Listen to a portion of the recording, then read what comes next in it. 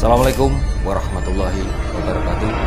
Selamat datang di channel kesayangan kita, channel Pancer Tanah Jawa Jambi.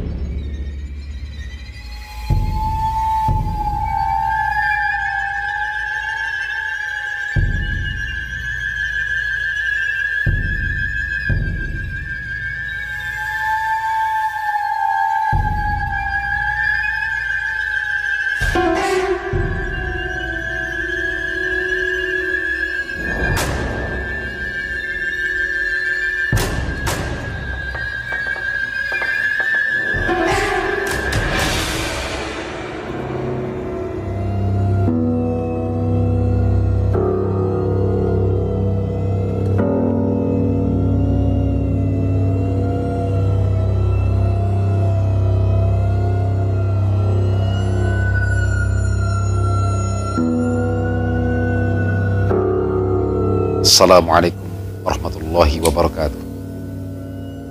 Rahayu, rahayu, rahayu saktum tumadi. Pemirsa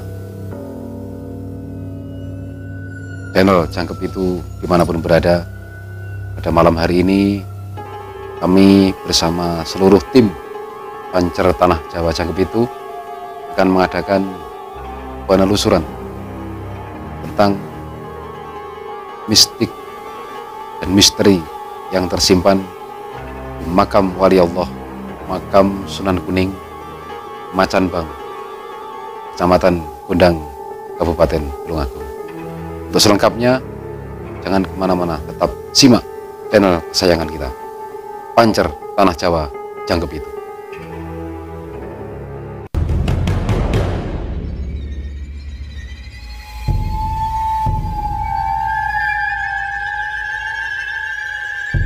Makam Sunan Kuning berada di daerah Desa Macan Bang, Kecamatan Kundang, Kabupaten Tulungagung.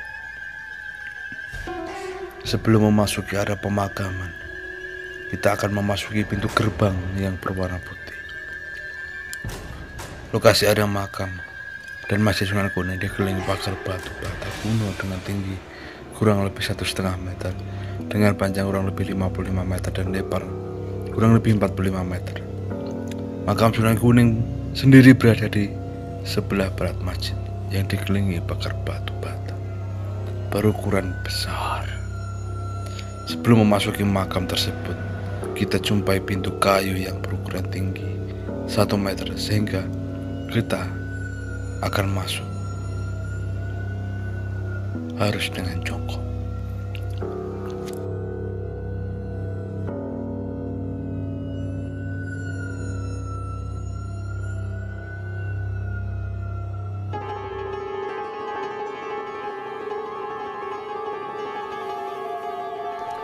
Saat kita memasuki jungkup makam Sunan Kuning, terdapat 3 makam yang berada di sebelah, dan di sebagian selatan juga ada 7 buah makam sedangkan makam dari Sunan Kuning sendiri tertutupi dengan baik dengan kain putih mori sebagai penyekat.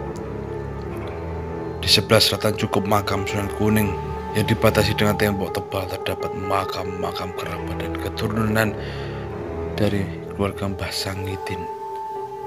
Secara realita, bahwasannya komplek masjid dan makam tersebut merupakan kesatuan hakikat proses perjalanan religi dari sosok tokoh Islam.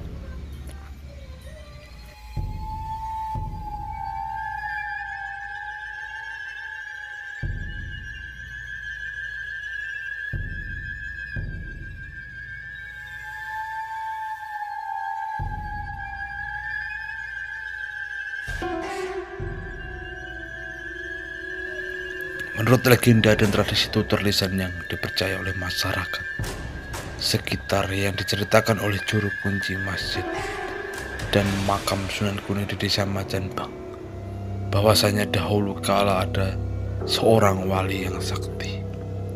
Beliau adalah Sunan Kuning. Beliau juga sebagai pensiar agama Islam, sehingga beliau berkelana tanpa tujuan yang pasti dan hanya memiliki tekad yang berat dalam mengajarkan agama Islam.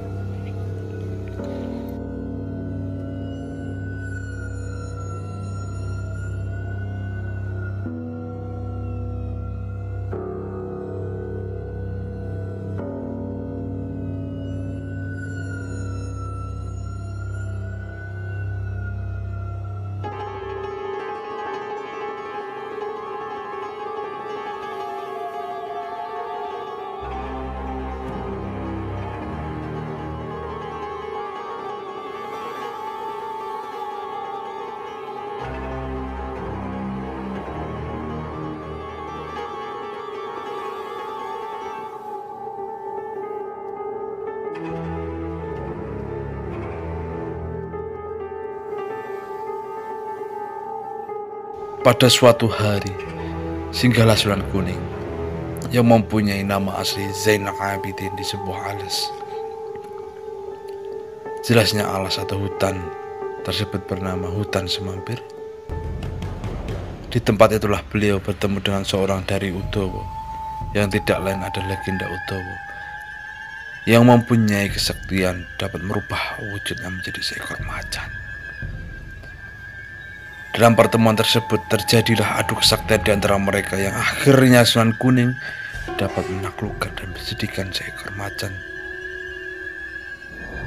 menjadi kalah.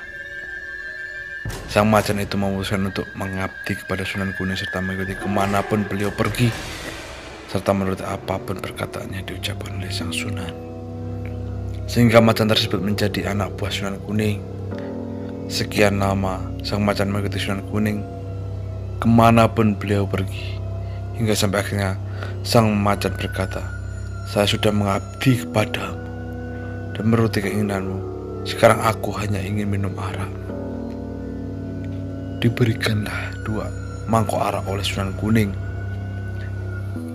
Yang satu diberikan kepada macan itu, dan yang satunya untuk Sunan Kuning sendiri. Karena suci jiwa dan raga beliau akan benda-benda yang berbau haram, akhirnya setelah beliau meminum arak tersebut, beliau meninggal dunia. Namun sebelum beliau meninggal dunia, sempat berkata, "Kamu berwujud manusia, tetapi jiwamu seperti macan." Dan macan yang tadinya setelah minum arak berubah menjadi manusia, itu pun tidak lama kemudian kembali lagi ke wujud aslinya sebagai macan. Itulah sekilas mengenai perjalanan Sunan Kuning dan menyebarkan agama Islam yang ditinjau dari berbagai versi tradisi tutur lisan. Memang secara sumber data keberadaan masjid dan makam Sunan Kuning perlu untuk digali lagi. Dan perlu diketahui bahwasannya yang pertama kali menjumpai atau menemukan keberadaan masjid dan makam Sunan Kuning itu adalah Mbah Sangidin, yang tidak lain beliau adalah murid atau santri dari Kiai Ageng Muhammad Bestari dari Tegal Sari Ponorogo. Pada saat itu Mbah Sangidin melaksanakan misi keagamaan di daerah Brangwetan. Akan tetapi menurut dari juru kunci menyebutkan bahwasanya yang menemukan makam Sunan Kuning tidak hanya Mbah Sangidin saja, melainkan ada 3 orang temannya, yaitu bernama Wido Muhammad, Alangkumita dan Barat ketiga. Sehingga dengan adanya Mbah Sangidin sebagai babat alas, beliau menemukan masjid dan makam. Mbah Sangidin menerima petunjuk bahwasanya makam yang terdapat di sebelah barat masjid tersebut memiliki sebutan Sunan Kuning. Keluarga Mbah Sangidin hingga keturunan menjadi juru kunci keberadaan situs tersebut.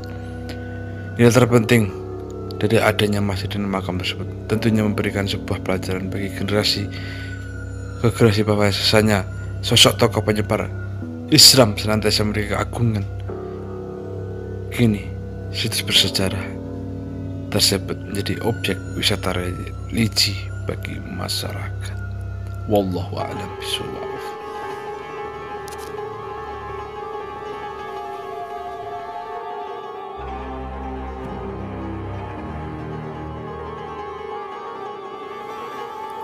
Ikuti terus perjalanan kami di channel Pancar Tanah Jawa.